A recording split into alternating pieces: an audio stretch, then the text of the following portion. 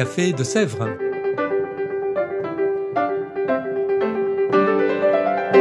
Au Café de Sèvres, on discute philosophie et théologie.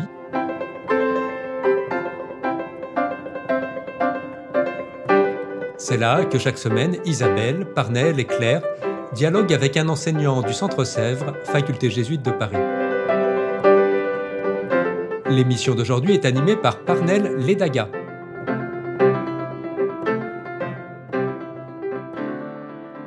Chers auditeurs et auditrices du Café de Sèvres, bonjour à tous. J'ai le plaisir d'être avec vous pour ce nouveau podcast. Aujourd'hui, j'accueille John Lagarouet, John qui est le directeur de l'Institut Ricci. Il est maintenant un habitué de nos podcasts et il est ici aujourd'hui pour s'entretenir avec nous sur l'ethnographie chinoise. Alors bonjour John. Bonjour. Merci d'avoir accepté notre invitation. C'est toujours un plaisir pour nous de vous recevoir ici. Alors rapidement, j'aimerais vous demander, au fond, c'est quoi l'ethnographie chinoise? On a peut-être une idée quelconque dans la tête, mais pouvez-vous nous donner une autre définition?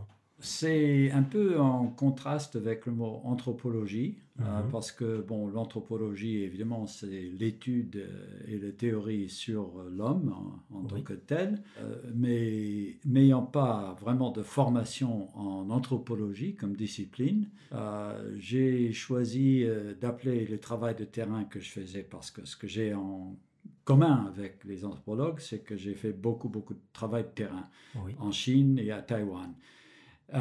Mais n'étant donc pas anthropologue, pas vraiment capable d'intervenir sur des questions théoriques, j'ai préféré parler d'ethnographie, c'est-à-dire de description.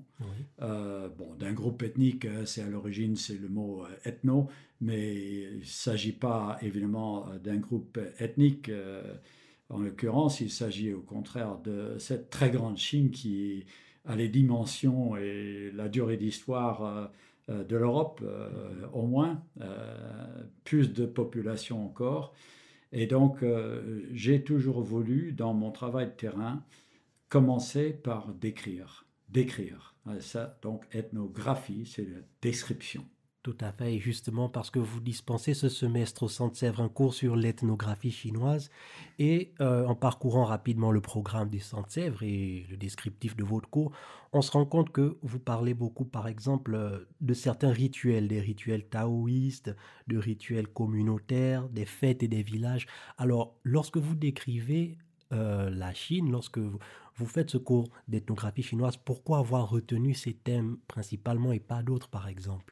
Je dois dire que j'ai commencé par l'étude de la littérature et de la philosophie, la pensée chinoise ancienne, c'est-à-dire avant notre ère. Et puis, après mes études doctorales à Harvard dans ce domaine, je suis venu en France et j'ai poursuivi mes études, en fait, une sorte de post-doctorat avant la lettre, parce que le terme n'existait pas encore, à étudier le taoïsme religieux. Et cela m'a amené à me rendre compte que la version de l'histoire chinoise que j'avais apprise à Harvard était encore, en conformité avec l'approche jésuite, justement des missionnaires jésuites du XVIIe, XVIIIe siècle, qui abordaient la Chine par le biais de son élite. Évidemment, les jésuites, c'était l'élite occidentale, donc qui rencontrait l'élite chinoise. Or, j'ai toujours été fasciné par le peuple, que ce soit le peuple français ou le peuple américain, donc le peuple chinois. Il m'avait semblé, dès que j'ai rencontré donc, le taoïsme religieux, que je commençais à me rendre compte de son importance et dans l'histoire chinoise et dans la société chinoise, qu'il fallait absolument décrire cette religion par ses pratiques. Pourquoi par ses pratiques? Parce que les doctrines, c'est une chose, il n'y en a pas beaucoup dans le taoïsme, bien au contraire, il y a beaucoup de pratiques de culture de soi, pratiques que l'on appelle alchimie intérieure, pour la création d'un homme nouveau, un homme vrai, dit-on en chinois. Mais quand on veut étudier une religion en bonne durkheimienne, je dirais, c'est-à-dire le père de la sociologie des religions, on se rend compte à quel point la religion est effectivement la vraie expression d'une société. Et donc, pour comprendre la Chine, il faut comprendre la société chinoise. Et pour comprendre la société chinoise, il faut donc vraiment, dans le détail et dans l'intimité, comprendre les religions qu'elle a pratiquées pendant au moins 2 000 ans. Alors, on parle toujours de Sanjiao, c'est-à-dire des 3 enseignements, confucianisme, bouddhisme, taoïsme. Les confucianismes, évidemment, c'est ça qui a été le mieux étudié parce qu'il s'agissait justement de la Chine de l'élite.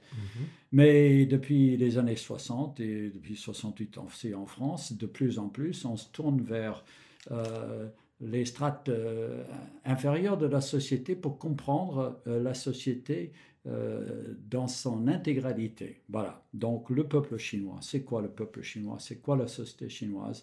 C'est ça la question de base.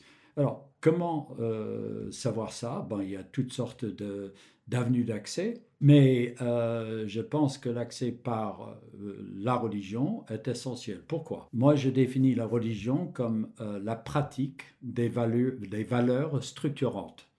Or, ces pratiques, ben, ce sont donc des fêtes communautaires, ce sont des rites individuels, les rites taoïstes sont faits pour les communautés, pour les familles, beaucoup plus que pour les individus.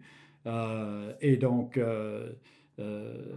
ces pratiques ont une importance particulière pour comprendre les valeurs structurantes, quel investissement on est prêt à consentir en argent et en temps bénévolat pour exprimer et, je dirais, construire la société idéal tel qu'il est imaginé dans les pratiques rituelles.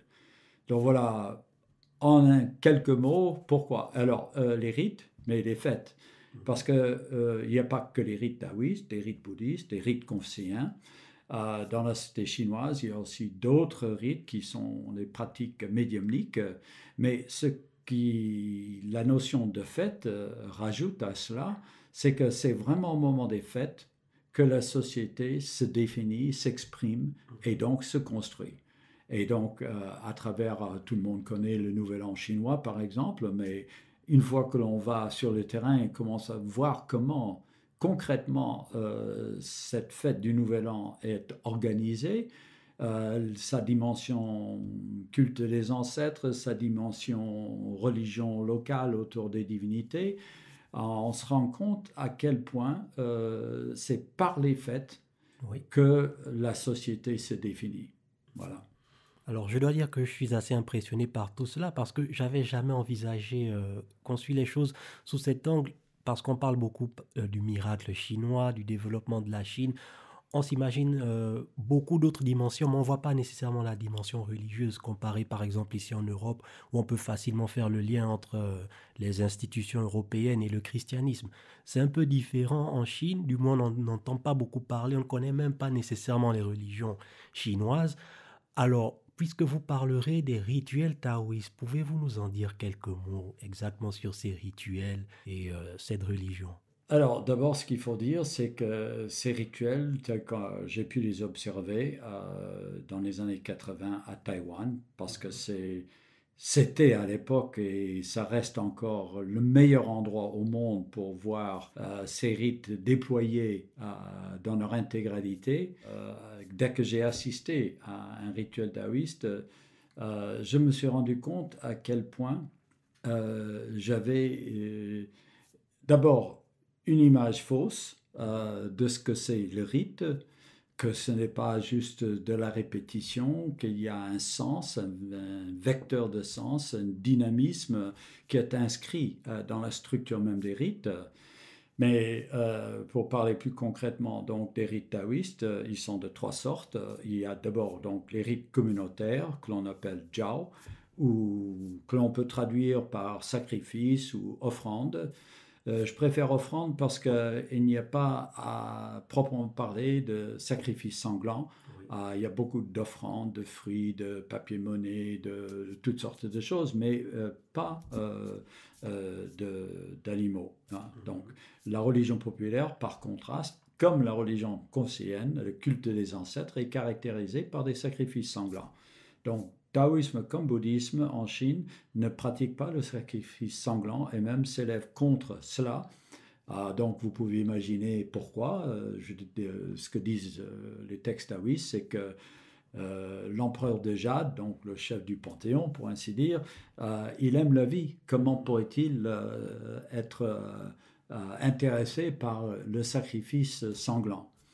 Voilà, donc ça a toujours été donc, une offrande. Une offrande qui n'est pas du tout, à mon sens, sans rappeler l'Eucharistie, dans la mesure où justement il a deux fonctions principales.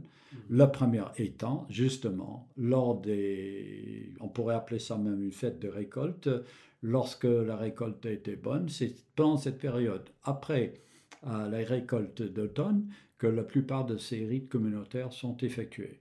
Donc, on dit en chinois Chun Chi Qiu Bao, ce qui veut dire prier au printemps, rendre grâce à l'automne. Et donc, on peut dire que, de prime abord, que ces rites d'offrande ont une fonction d'action de grâce pour la récolte. Alors, deuxième raison pour faire cette offrande, c'est, je dirais, pour exorciser quelque chose qui menace la communauté.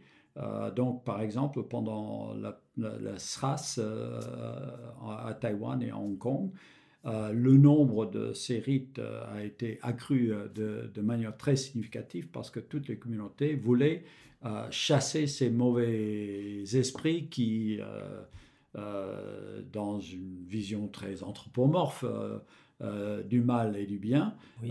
devaient être chassés.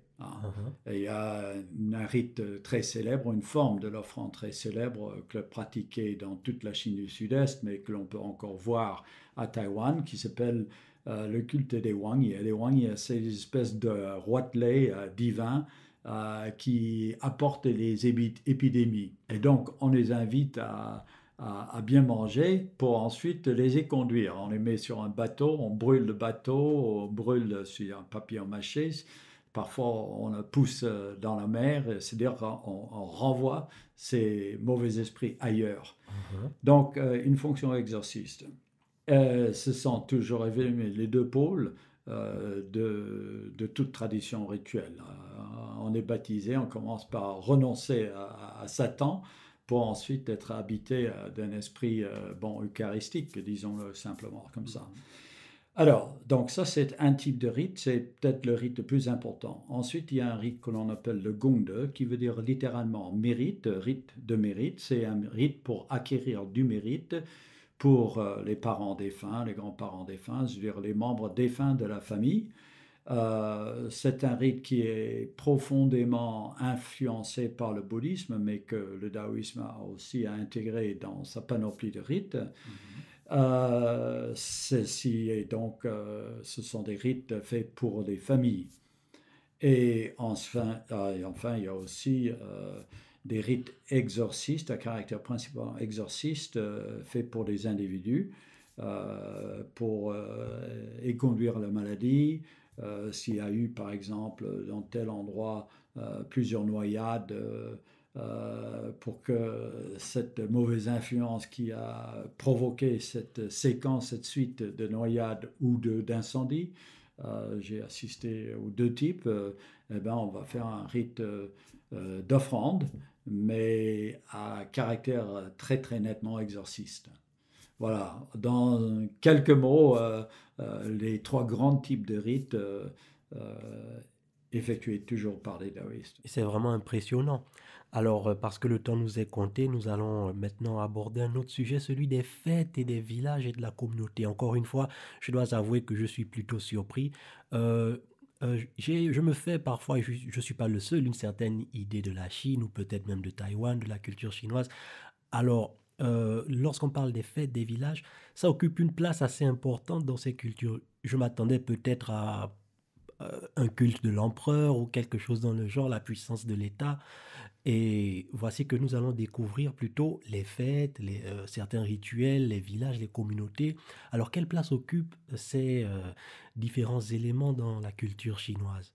C'est-à-dire que le taoïsme joue un rôle aussi bien de religion d'État, mais c'est pas ce que l'on va évoquer ici, mais aussi et surtout donc religion populaire qui est faite pour les raisons que je viens d'évoquer. Et donc dans beaucoup d'endroits de la Chine, pas partout, lorsqu'il y a une fête importante, que ce soit le Nouvel An, que ce soit la fête des dragons, des bateaux dragons au 5e mois, la fête de la pleine lune à l'automne. Souvent, ces fêtes peuvent être accompagnées d'un rite taoïste. Mhm. Tout aussi souvent, ils peuvent être complètement exempts de toute intervention des 4 religions que je viens de nommer, constituent bouddhisme, taoïsme et religion populaire médiumnique. En fait, les grandes fêtes de la société chinoise sont organisées par le peuple lui-même, sans avoir besoin d'avoir recours à des spécialistes de ces 4 religions.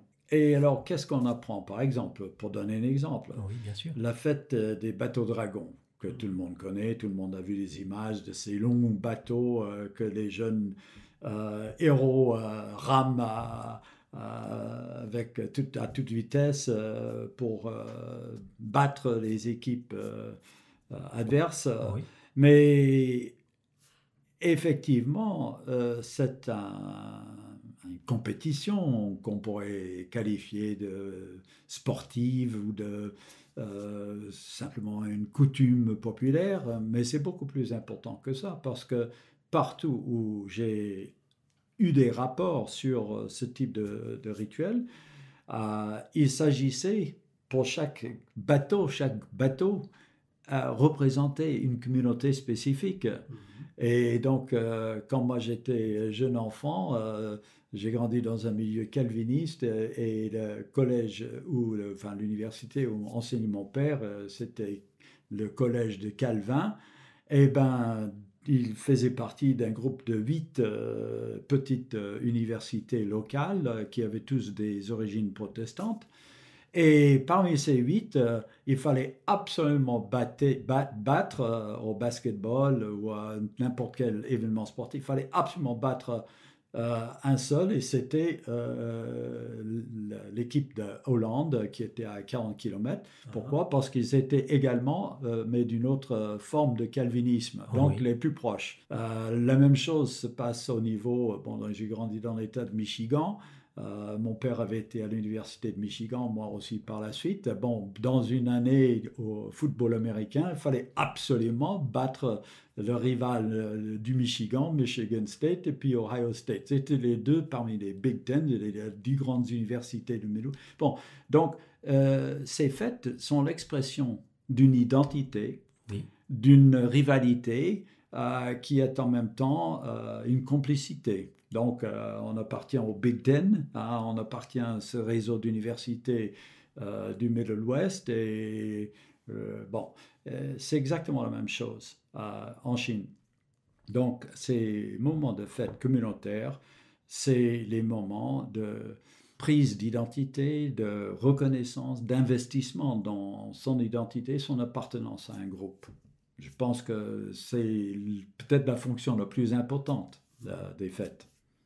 John Lagarouet, directeur de l'Institut Ricci. Encore une fois, je tiens à vous remercier d'avoir accepté notre invitation et de nous avoir parlé de ce sujet passionnant qu'est l'ethnographie chinoise. Quant à vous tous, chers auditeurs et auditrices de Café de Sèvres, je vous remercie aussi pour votre écoute et pour votre fidélité. Nous nous donnons rendez-vous dans 2 semaines. D'ici là, portez-vous bien. À très bientôt. Au revoir.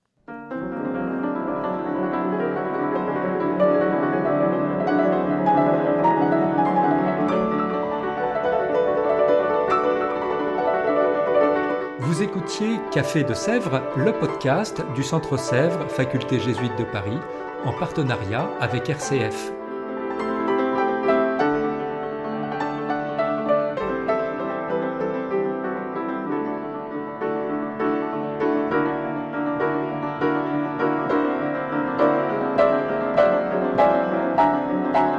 ne ratez aucun épisode, abonnez-vous sur votre application préférée. Spotify, Deezer, Apple Podcast ou Google Podcast.